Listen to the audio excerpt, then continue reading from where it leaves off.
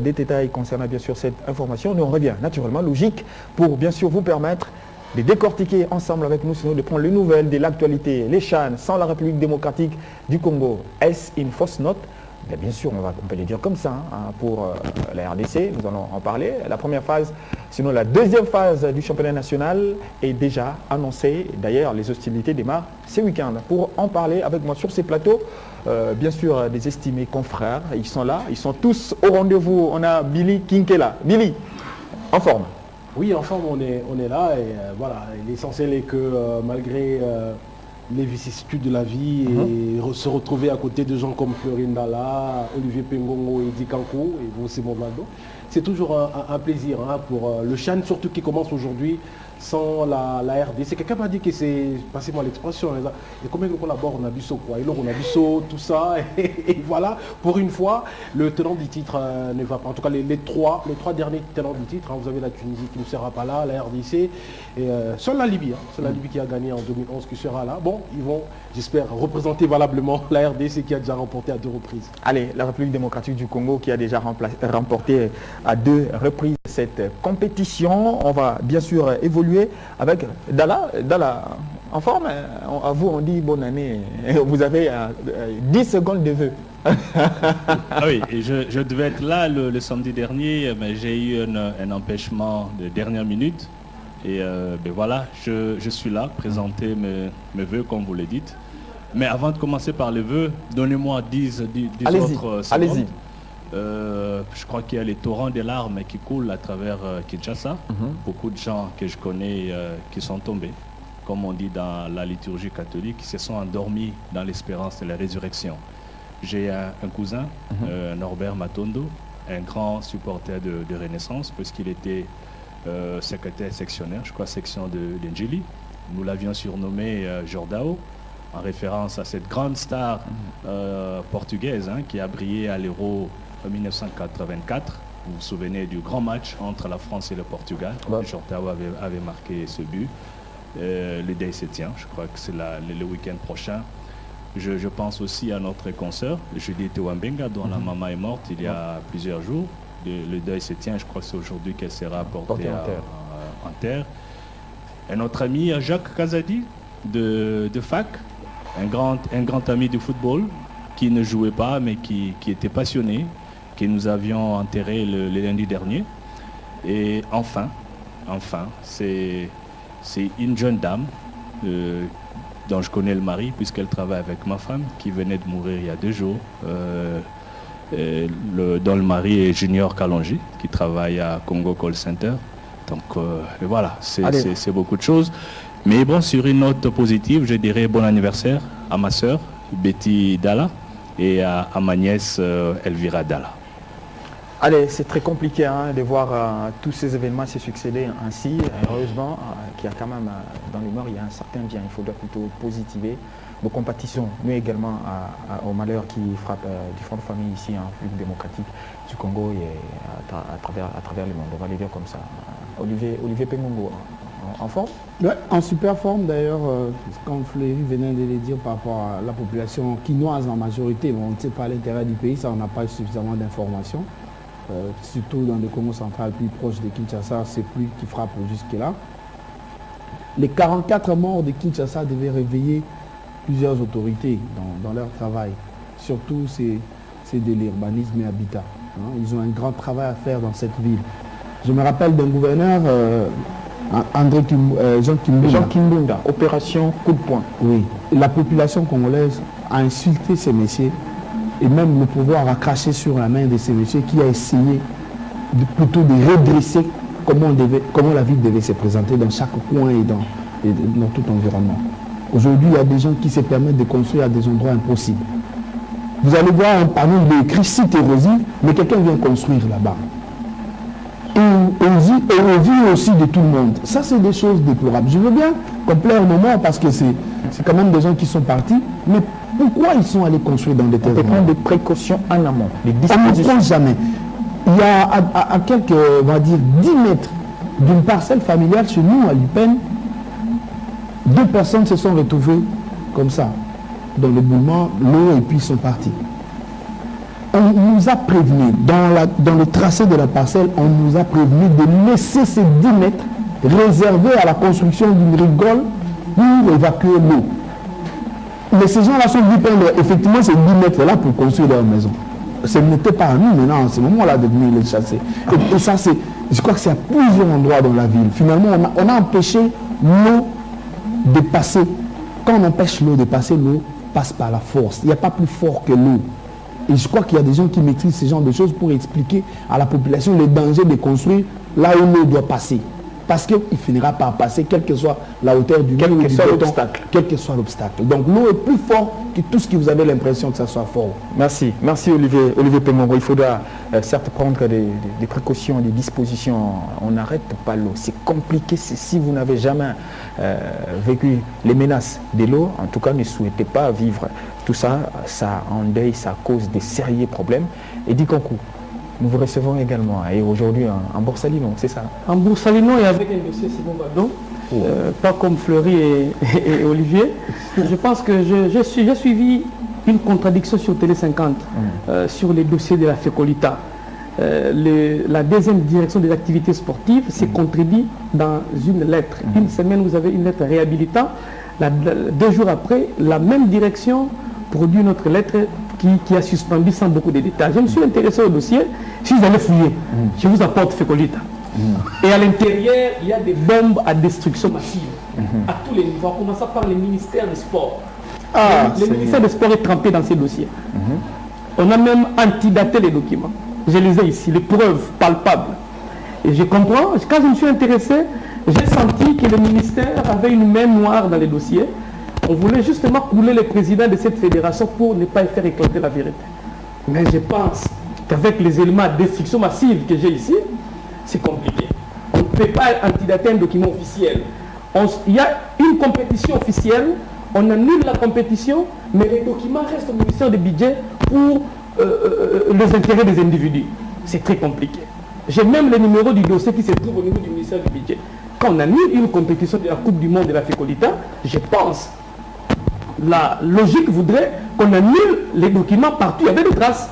On a annulé au niveau de la maison Schengen, on a informé le comité olympique congolais, mais sans informer les ministères du budget. Donc on laisse plus d'1 million, et plutôt 1240 € qu'on doit prendre pour cette compétition. Donc je pense qu'on a intérêt à trouver de la calmie au niveau de la Fécolita, les ministères, les comités... Là, les documents, vous les avez obtenus auprès de quel organe? Je pense qu'on m'a demandé de ne pas divulguer les sources, c'est sur une chaîne de télévision. Ce sont les sources, donc c'est la Fécolita. J'ai des documents ici, signés par le ministre, qui suit les traces. Aujourd'hui, le dossier se trouve au niveau du ministère du budget.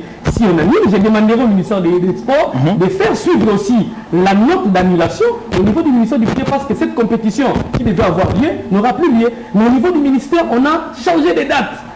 Mais là, ça fait 2 dossiers. C'est 2 dossiers. L'activité qui devait avoir lieu au mois de décembre, et on change pour le mois de janvier. Mais si vous prenez le calendrier mondial des activités, il n'y a pas une activité de lutte associée au mois de janvier. Donc c'est compliqué. Allez, j'ai tous les documents, dossier. Et on a intérêt à trouver de la calmie. Voilà, dossier à suivre donc avec Eddie Kankou et ses fruits. On en vient bien sûr à l'actualité sur ce plateau pour parler du démarrage du Chan. Les Chan démarrent sans la République démocratique du Congo. Très compliqué. L'année 2017 a été une année très complexe pour la RDC. La RDC qui était en très bonne position lors des éliminatoires de la Coupe du Monde. En définitive, ça n'a pas été. Les Chan, même jouer face au Diable Rouge du Congo-Brazzaville, ça n'a pas été. Et des éliminations qui mettent très mal à l'aise les amoureux du ballon rond ici en République démocratique du Congo. On commence d'abord avec, bien sûr, Billy Kinkela. Oui, une compétition qu'on va suivre la mort dans l'âme. J'aurais du mal, moi, à suivre cette 5e édition du championnat d'Afrique des Nations, tout simplement parce que lorsqu'on a gagné la dernière édition, on se disait, face à une équipe du Congo, tout le monde, lorsqu'on est tombé lors des du tirage au sort, lorsqu'on est tombé sur le Congo, tout le monde disait qu'on se qualifierait déjà dès le match aller qui devait se jouer du côté de Kintele. Peut-être qu'on avait la mémoire courte, qui c'est Congo-Brazzaville, là nous avait déjà causé... Justement, je voulais en arriver à l'époque des sentences. Il a fallu un but de Kabam, comment il s'appelle, l'avant-centre. On a joué un match de repêchage justement. Après que Congo-Brazzaville nous a éliminé. Voilà. Donc voilà, c'était avoir la mémoire courte, je voulais en arriver, je me souviens encore de ces buts de l'avant-centre de Sanga Balende qui nous avait permis d'aller chercher ce match de repêchage. Et encore une fois, quand on gagne, c'est la maladie ici chez nous au Congo, quand on gagne une compétition, on estime que la prochaine qui va venir, bon, on peut dormir sur nos lauriers et que ça va rouler ça va venir comme sur des roulettes. C'est tout le mal, mais je vais compter sur les trois équipes qui ont occupé la troisième position lors de 4 précédentes éditions, notamment la Côte d'Ivoire. C'est vrai, il y a beaucoup de gens qui donnent déjà le Maroc comme favori. Bon, ils auront l'avantage de jouer devant leur public, mais moi, je me dis, parce que quand vous regardez la Côte d'Ivoire qui a organisé la première édition en 2009, éliminé au premier tour, à la deuxième édition, ils ont réussi à se qualifier lors de la phase des groupes et maintenant lors de l'édition, je crois l'édition 2011 où ils ont occupé la 3e position. Donc il y a comme ça la Tunisie qui ne sera pas là, qui était donnée comme l'une des favorites, il y a la RDC qui a gagné l'édition à 2 reprises, donc qui ne sera pas là. Face à ce que les gens présentent comme favori, moi je pense qu'on peut compter sur l'équipe de la Côte d'Ivoire parce que quand vous regardez aujourd'hui les championnats marocains, ça ne rassure pas, vous n'avez qu'à voir le Wydad qui a gagné la dernière édition de la Ligue des Champions, qui est 2e au classement. Donc les gens qui pensent que le Maroc va surfer sur cette vague de la qualification à la Coupe du Monde et du sacre de Wydad risquent en tout cas d'être contredit. Mais malheureusement, pour nous, on ne sera pas là. J'espère qu'on va tirer des leçons pour la prochaine édition, si jamais le CHAN aura encore lieu, parce qu'avec ce qu'il y a comme réforme, il y en a qui veulent qu'on privilégie plus les compétitions sous-régionales, comme les COSAFA. Bon, on espère que la prochaine édition sera organisée et que la RDC va reprendre son truc, entre guillemets. Allez, la RDC, justement en 2009, la RDC a gagné cette compétition et le tout-puissant Gleber Mazébé a gagné la Ligue des Champions. Wydad Athletic Club de Casablanca, vainqueur de la Ligue des Champions. Le Maroc a gagné la compétition. On sent, ce n'est pas tout fort que le Maroc soit le favori de cette compétition. Vado, il y a un aspect peut-être que lui n'a pas observé. Le vainqueur du CHAN, c'est le pays où le club arrive à aller le plus loin. Cette formation libyenne qui avait gagné avec son Al-Ali là, qui faisait très très mal, et basée sur une ossature locale, ils sont allés loin. La RDC qui gagne en 2009, c'est un appui à 70% Mazembe. La RDC qui gagne récemment, c'est un vrai club qui a essayé et puis associé aux valeurs de Mazembe. Donc souvent, même si Wydad Athletic Club de Casablanca a du mal dans son championnat, parce que Mazembe a été tenu aussi en échec ici par un certain Dibumba. Mais ça n'enlève en rien. C'est parce que le a donné 70% de joueurs de l'équipe du Maroc. Exact. C'est exactement ça. Alors que c'est-à-dire que c'est ce Mazembe ici que Dibumba accroche. Si tu l'amènes en finale de Coupe de Confédération, il va te prendre le sac. Donc, il y a cette concurrence-là locale a beaucoup de choses qui ne nous oblige pas tellement à s'y attacher parce que ça se connaît très bien, ça maîtrise chaque joueur et ça comprend tout. Mais face à une compétition comme le CHAN, le Maroc est très bien parti avec ça. Vous avez la Ligue des Champions, vous avez une ossature locale très forte. C'est comme la Tunisie aussi qui avait pris le CHAN.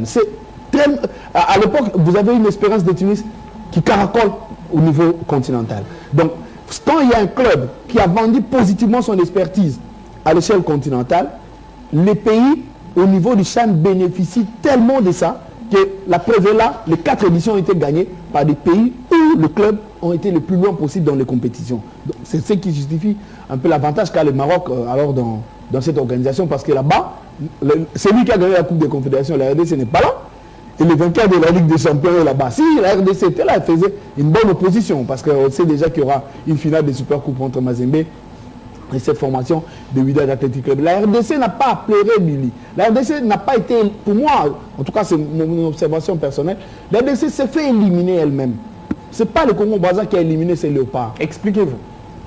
À 2 semaines d'un match de qualification, on ne change pas des entraîneurs. On ne modifie pas les stats techniques et on ne sait pas qui doit diriger quoi. Le Congo doit définir de manière claire qui gérait les projets CHAN. Quand Ibenge est parti avec l'équipe en 2016, les gens murmuraient.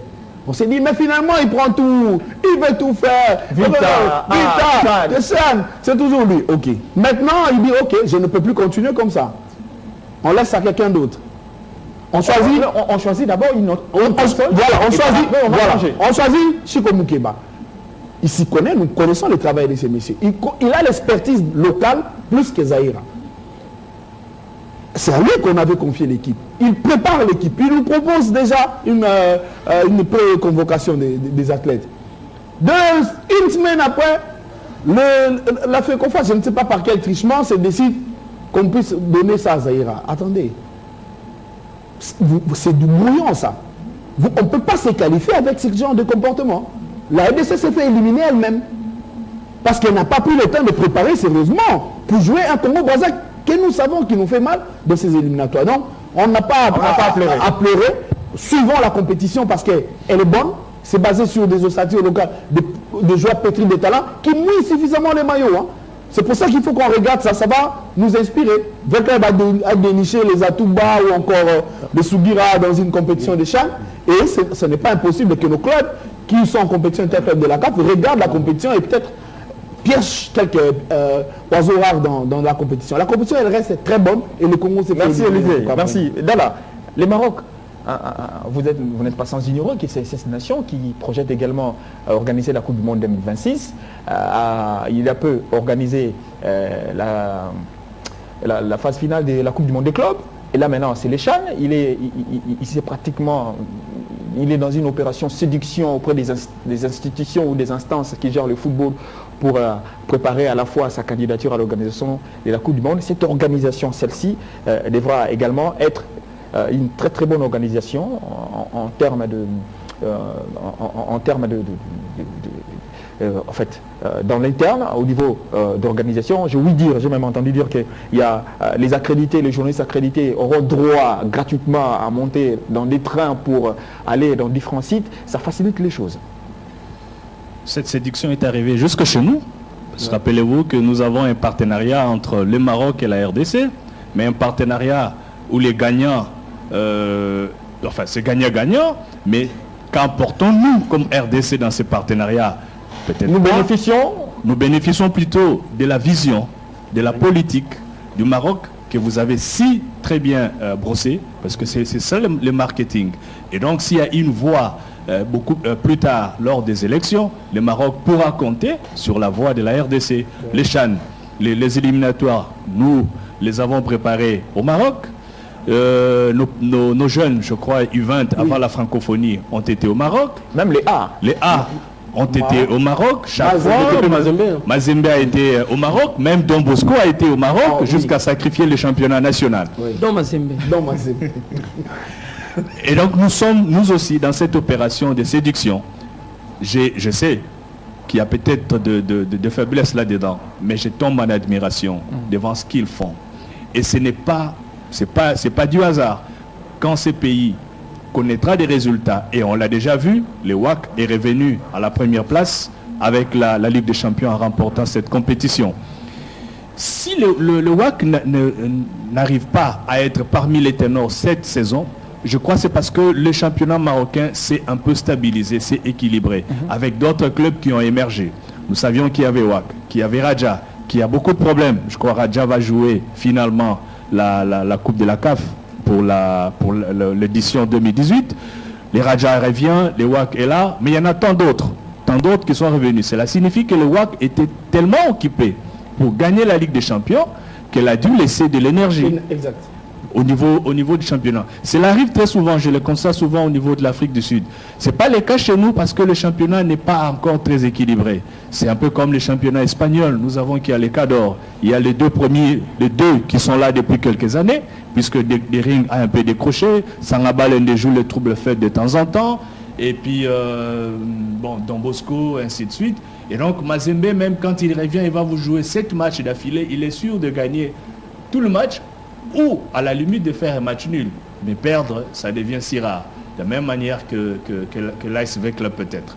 Et donc, cela s'explique un peu. Mais s'il y a la fraîcheur au niveau de joueurs de WAC qui probablement donnera les gros lots, 60% plus ou moins. 60%. Oui. Donc le Maroc part nécessairement en favori. Et si le Maroc gagne, je crois que c'est un des résultats visés par cette organisation dont nous avons parlé. Et on sait que le Maroc a de grandes visions, a des grands projets, organiser cette Coupe du Monde. Et petit à petit, en ayant organisé deux éditions de suite de la Coupe du Monde de club, en ayant reçu le CHAN, en ayant raté la CAN 2015, et en ayant organisé les élections et tous les autres symposiums de la CAF, ça signifie que le pays se met au premier plan. Et ça ne répond que d'une vision commune, d'une vision d'un pays qui a une grande vision. C'est ce que nous recherchons chez nous. Allez, c'est ce que nous recherchons. Eddie Kankou, comme le Maroc est un partenaire à la République démocratique du Congo, pouvons-nous nous inspirer? Parce que notre problème, nous, c'est cette organisation qui nous manque. Pouvons-nous bien nous inspirer de ce qui s'est fait au Maroc pour pouvoir baliser pour l'avenir de la pratique du football ici en République démocratique du Congo? Je me réfère à une phrase sortie tout à l'heure par Olivier Pengongo, c'est du brouillon. J'ai beaucoup aimé. Voilà, nous allons en essai-erreur, malheureusement. On est en train de concocter des histoires gauche-droite pour tenter de faire quelque chose. Mais malheureusement, nous n'avons pas une vision assise pour le football. En commençant par les gouvernements, qui n'a pas une vision sportive, mais aussi bien définie. Bien défini, voilà. Ça n'existe pas. Défini. Il y a des projets individuels. Je peux me réveiller un matin, étant ministre, je construis les terrains de tennis. Je me réveille demain matin, je construis les stades municipaux, sans savoir si ça va profiter à la jeunesse ou pas. On ne demande pas le conseil de la direction technique, on construit en politique. Voilà, c'est ça. Le pays n'a pas un projet commun pour le développement du sport en général. Ça n'existe pas. Or, la construction d'un palais de sport, vous allez résoudre le problème de autant de disciplines. Un palais de sport. Donc, toutes les disciplines à caractère olympique trouveront une solution. Un palais de sport seulement. Bon, les Japonais sont en train de comprendre. Où c'est? Ici, d'ailleurs. C'est compliqué. Vous comprenez? Bon, c'est les Japonais, hein? Je n'ai pas dit le Congolais. Nous devons... Ça c'est le mot. C'est déjà sorti la 3e fois de sa bouche. Ouais. Compliqué. Oui.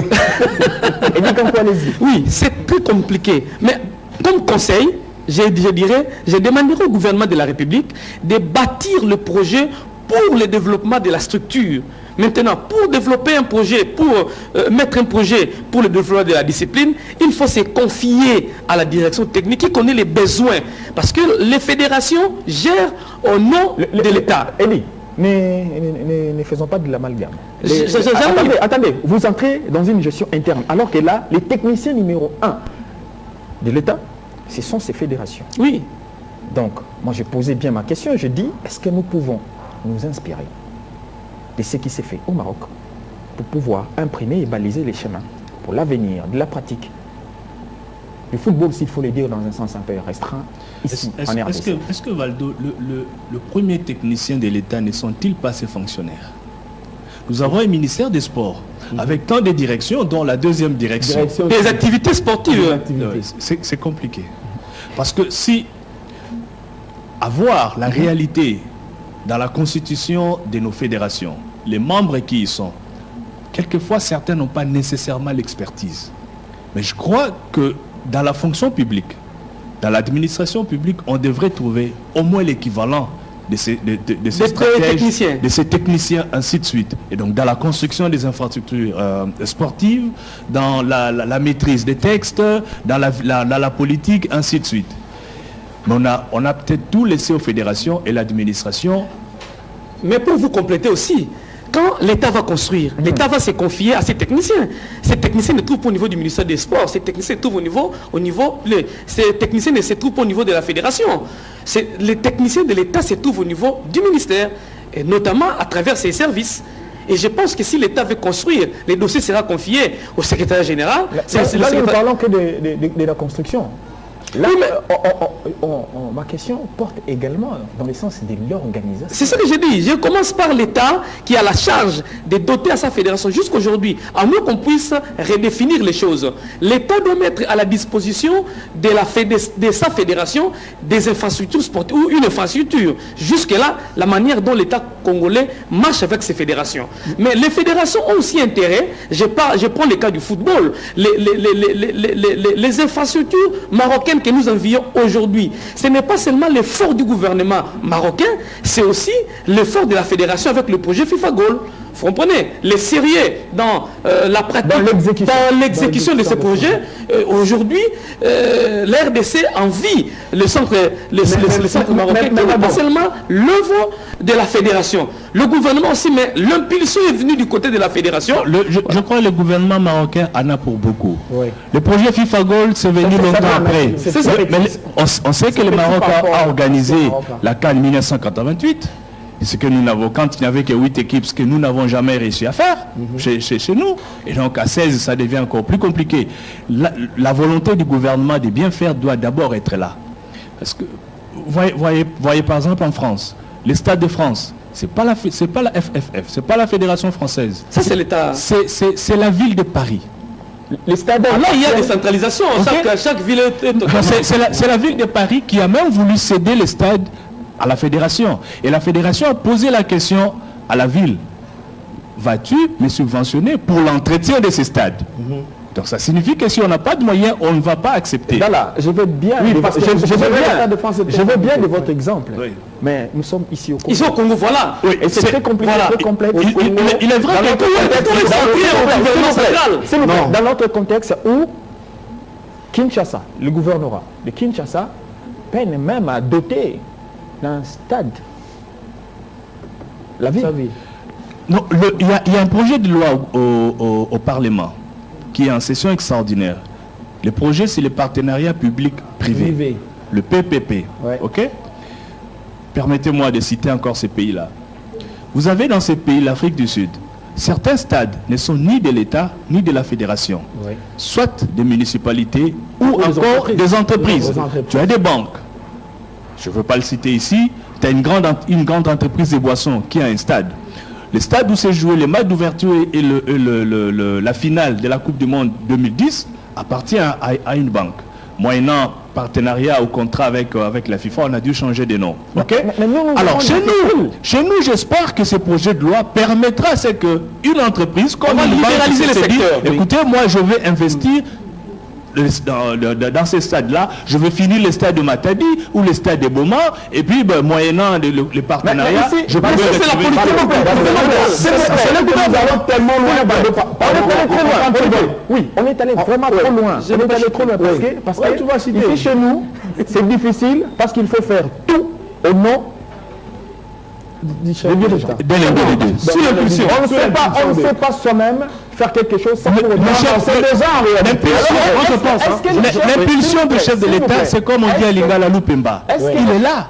Il assainit l'environnement. Vous avez commencé des travaux sous l'impulsion du chef de l'État et des travaux qui tirent en longueur, qui prennent autant de temps alors que le chef de l'État est là, ça ne s'achève pas. Il y a un problème au niveau d'abord des ministères dans ces pays.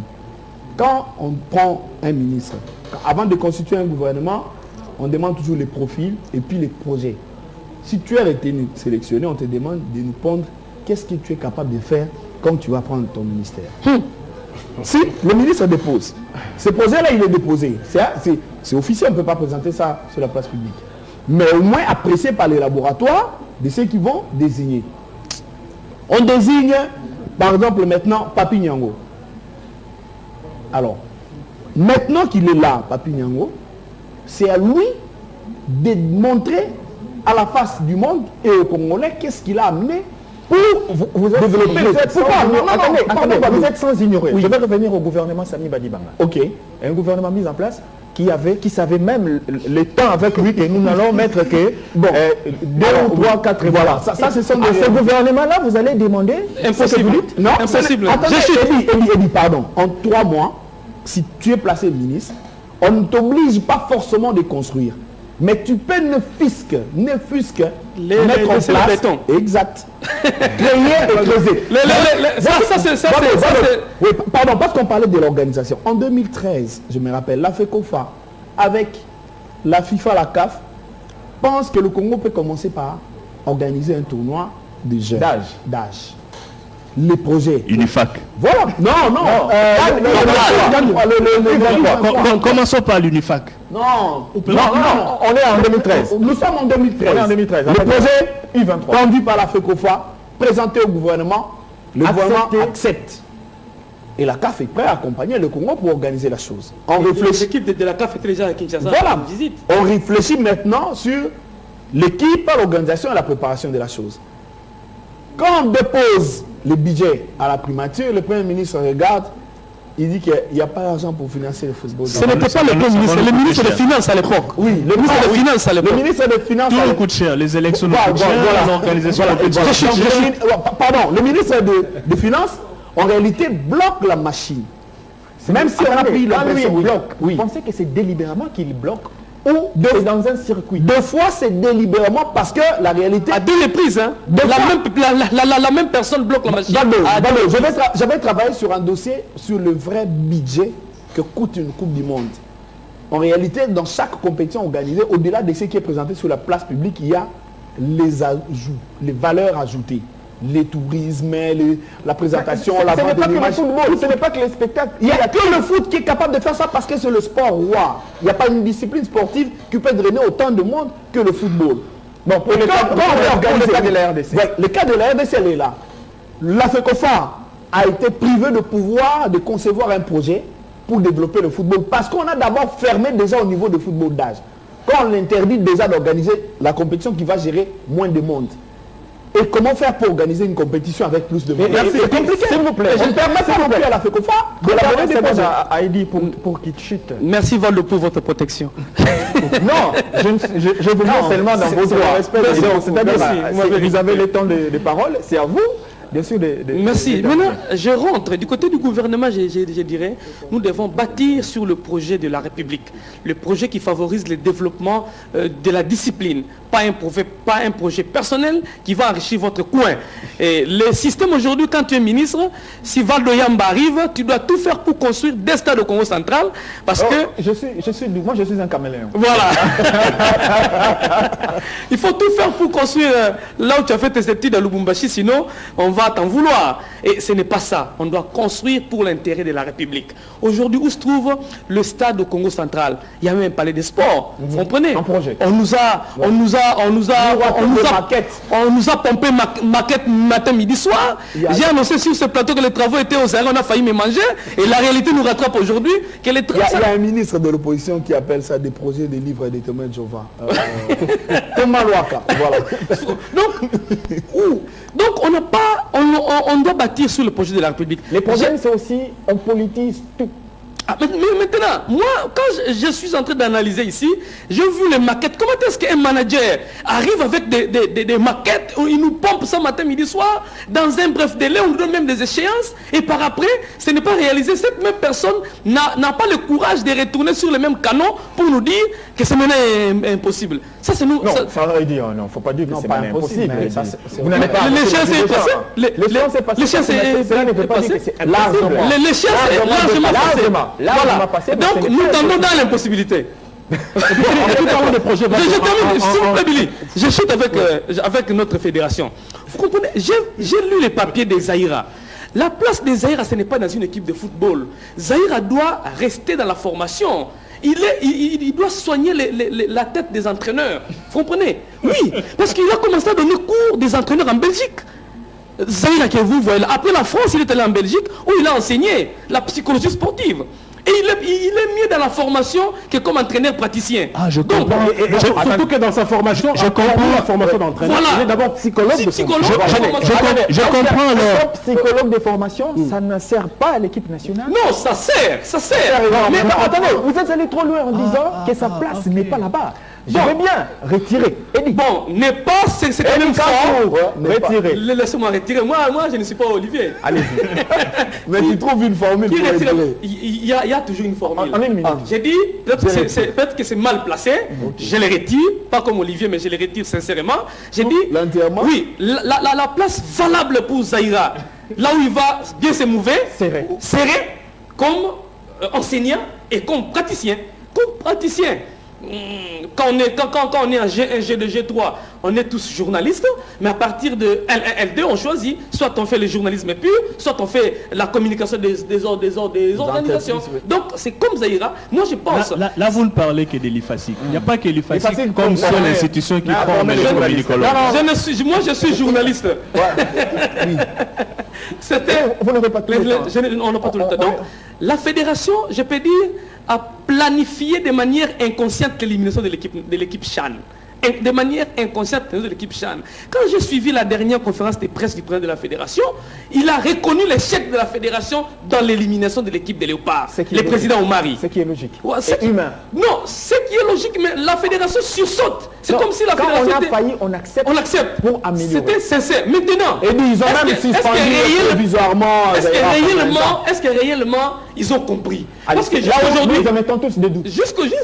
Jusqu'aujourd'hui, l'équipe CHAN n'a pas d'entraîneur. Merci. Jusque-là, on ne sait pas. Merci.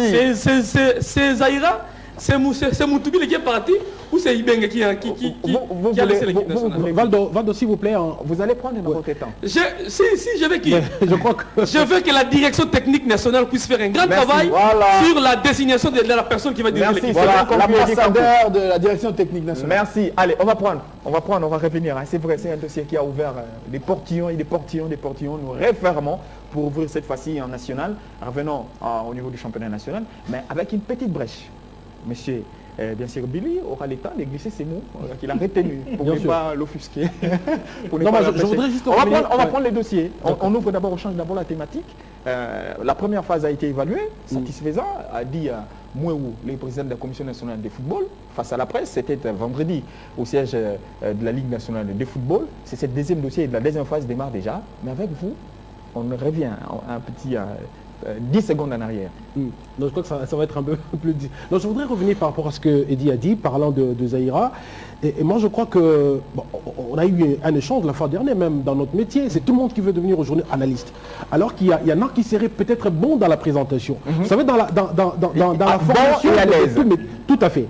Dans la formation des entraîneurs, c'est vrai, on commence toujours quelque part par le jeune, par, disons, préparateur physique, tout ça. Actuellement, dans la préparation des entraîneurs, il y a aussi ce côté psychologique. Voilà pourquoi j'ai toujours été contre le fait qu'il y ait des psychologues, disons, des préparateurs psychologiques dans une équipe. Spécifié.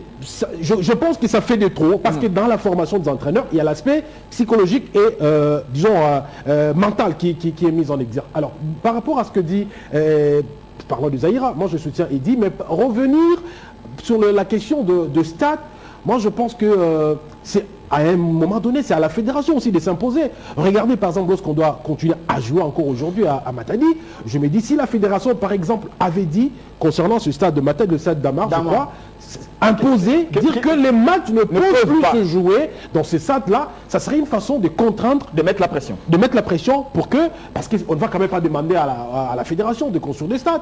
Non, c'est à l'État de mettre à la disposition de la fédération des stades viables où peuvent se jouer des compétitions. Allez, on met un point. On en vient à la Ligue nationale de football. La phase retour, je sais que vous en avez en vous, mais souffrant qu'on gère les temps comme ça, en passant avec une autre thématique. La phase retour, la phase aller du premier tour jugée satisfaisant par les dirigeants de la Commission nationale de Ligue nationale de football.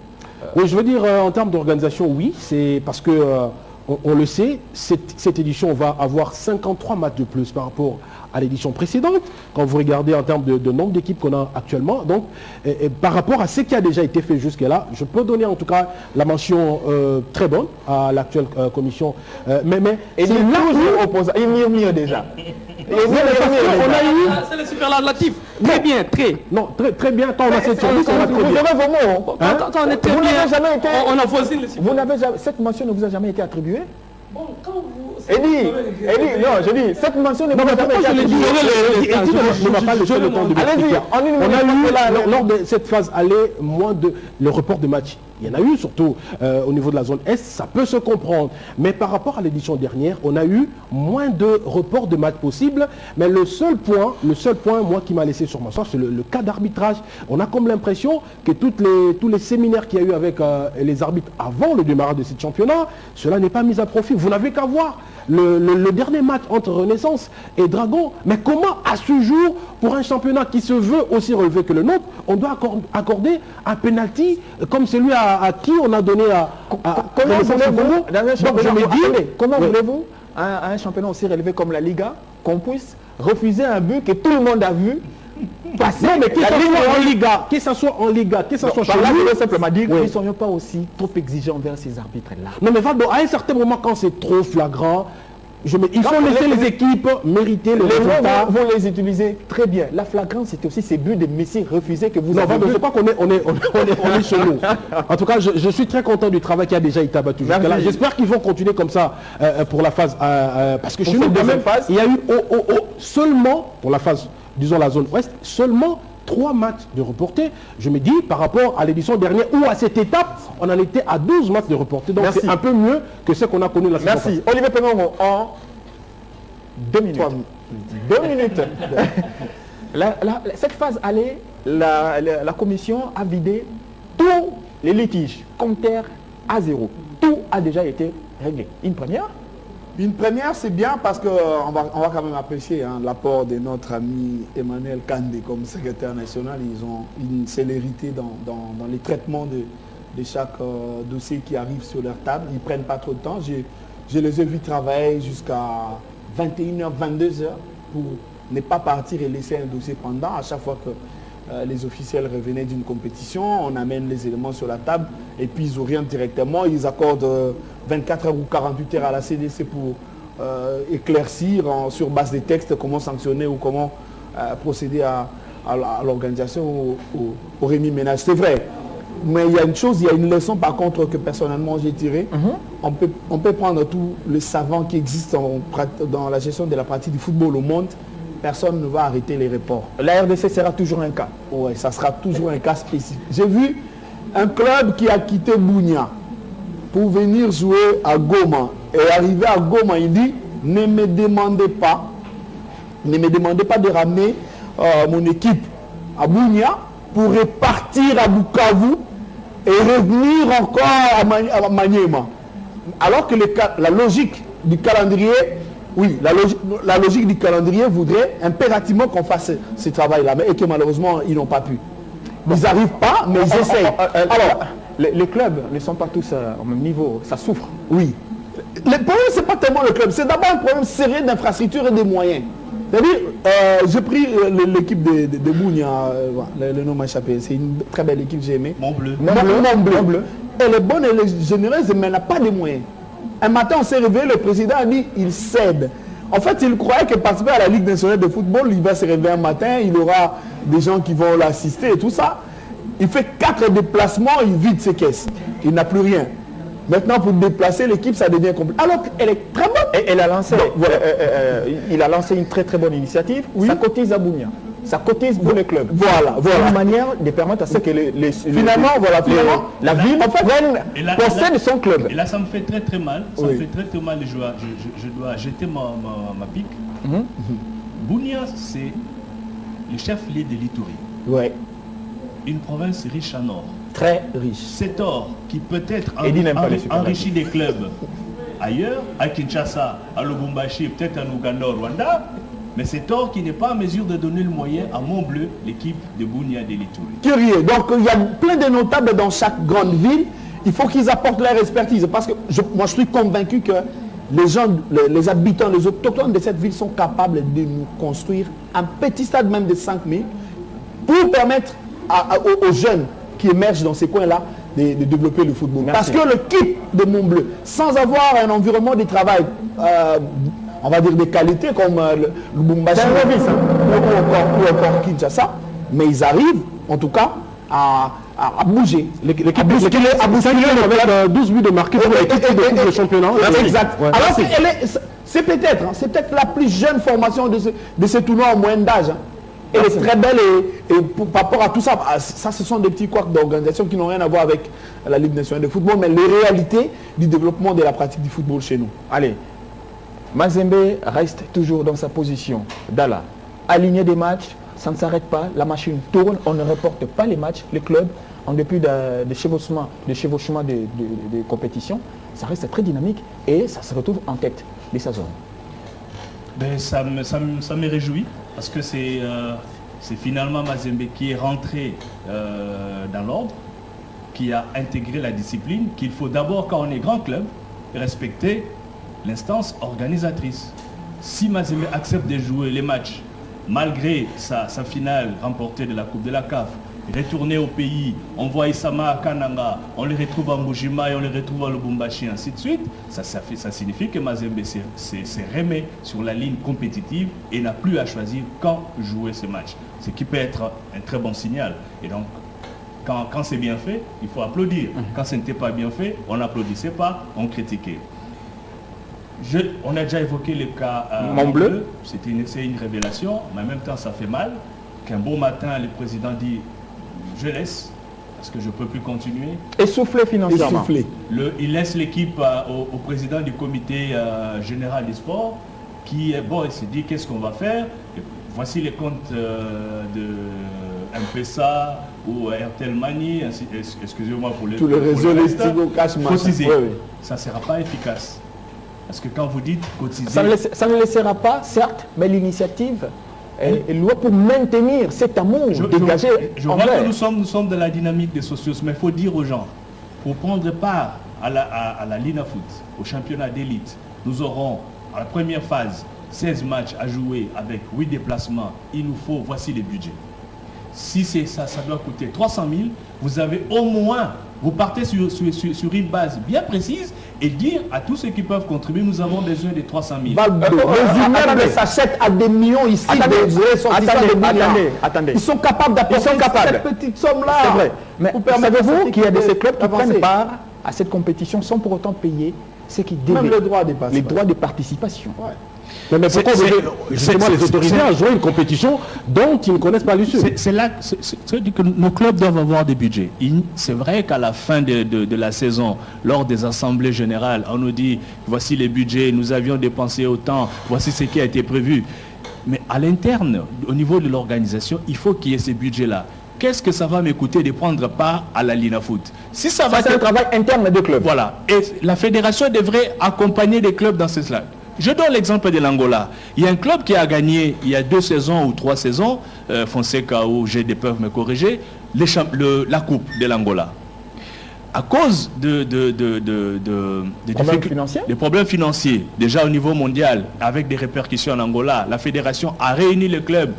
Elle dit, écoutez, on doit prendre des décisions difficiles. Ce club a dit, je ne prends pas part à la coupe de la CAF. Peut-être que chez eux, le gouvernement ne contribue pas financièrement aux clubs qui jouent les interclubs de la CAF. C'est parce que le club sait ce que ça va coûter. Ok? Et ça, c'est le sérieux. Ça, c'est la responsabilité. Vous n'allez pas engager un club dans un championnat qui ne saura pas ou ne saura pas survivre à cause de et là, c'est aussi à la commission. C'est on pense élargir à plus de clubs. Quand vous regardez les championnats comme les championnats sénégalais, qui est sponsorisé, même les championnats ivoiriens, la preuve c'est que le championnat ivoirien est aujourd'hui diffusé par où l'État sponsorise le club, mais on n'en est qu'à 12 clubs. En Côte d'Ivoire, c'est à peine, même au Maroc, c'est à peine 14 clubs. Donc, merci. À la commission, on va réduire. La commission va réduire à 16. Ça nous a dit lors de la prochaine édition, ça sera pratiquement à 16. Ouais. On va prendre un dernier. Eddy, un autre cas évoqué, c'est le cas Renaissance. La gestion, l'organisation des clubs et les secrétaires qui n'ont pas aidé. Ouais. Et le président de la commission a même lancé un appel. La Ligue nationale tient à ce que les matchs se gagnent sur les terrains. Et merci Vado, je vais rentrer aussi à la Lina Foot, mais rapidement, pour répondre à votre question, le Football Club Renaissance, chaque équipe connaît des moments de turbulence. Et aujourd'hui, le club a connu ces moments, de sympa moments, aujourd'hui c'est Renaissance. Il faut plutôt s'accepter et comprendre, prendre des résolutions aux problèmes. Aujourd'hui, l'équipe a été créée dans l'euphorie, il fallait résister, même devant n'importe quelle chose, il fallait résister, et le vent est passé. Il faut maintenant voir les choses en face.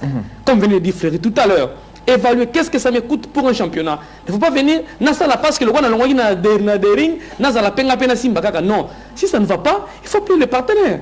Libéraliser les secteurs, ça ne sert à rien de vous accrocher quand ça ne va pas. Les Brésiliens sont partis, on aurait appris qu'ils se sont séparés à l'amiable, les uns disent qu'il n'y a pas de moyens pour payer.